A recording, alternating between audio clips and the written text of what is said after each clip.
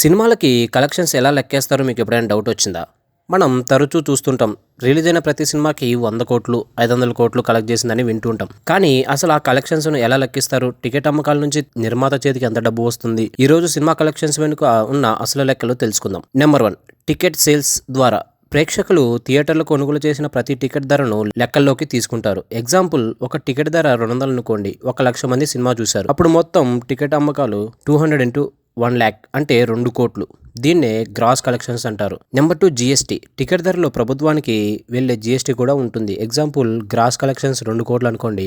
GST తీసివేసిన తర్వాత మిగిలిన మొత్తాన్ని నెట్ కలెక్షన్స్ అంటారు. నెంబర్ 3, థియేటర్ వాటా. టికెట్ ద్వారా వచ్చిన డబ్బులలో కొంత భాగం థియేటర్ యజమానికి వెళ్తుంది. ఎగ్జాంపుల్, నెట్ కలెక్షన్స్ 1.8 crores అనుకోండి. థియేటర్ వాటా 50% వెళ్తుంది. మిగిలిన 90 లక్షలు డిస్ట్రిబ్యూటర్కి వెళ్తాయి. Number 4, distributor share. డిస్ట్రిబ్యూటర్ వాటా తీసుకున్న తర్వాత నిర్మాతకు వచ్చే మొత్తాన్ని లెక్కిస్తారు. దీన్నే షేర్ కలెక్షన్స్ అంటారు. Number 5, world wide collections. భారత్తో పాటు విదేశాల్లో వచ్చిన కలెక్షన్స్ ను కూడా కలిపి వరల్డ్ వైడ్ గ్రాస్ కలెక్షన్ అని ప్రకటిస్తారు. కాబట్టి మనం వింటున్న 100 కోట్లు, 500 కోట్లు వంటి కలెక్షన్లు ప్రధానంగా ప్రేక్షకులు కొనుగోలు చేసిన టికెట్ల ఆధారంగా లెక్కిస్తారు. అయితే గ్రాస్, నెట్, షేర్ కలెక్షన్స్ మధ్య చాలా తేడా ఉంటుంది. సో ఇది గైస్ టికెట్ కలెక్షన్స్ యొక్క, సినిమా కలెక్షన్స్ యొక్క సీక్రెట్. వీడియో ఎలా అనిపించింది? వీడియో ప్లీజ్ లైక్ చేసి సబ్స్క్రైబ్ చేసుకోండి. Thanks for watching. Have a nice day.